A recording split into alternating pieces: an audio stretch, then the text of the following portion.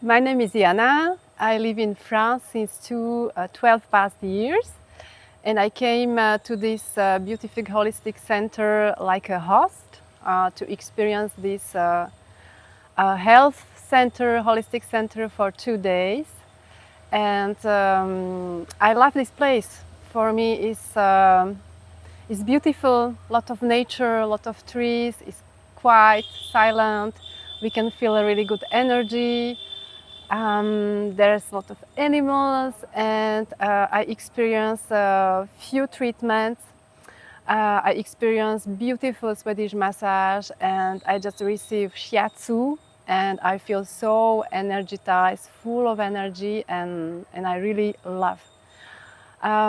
All the people working here, doctors, masseurs, therapists, are very kind and so good people. I feel that they are very united.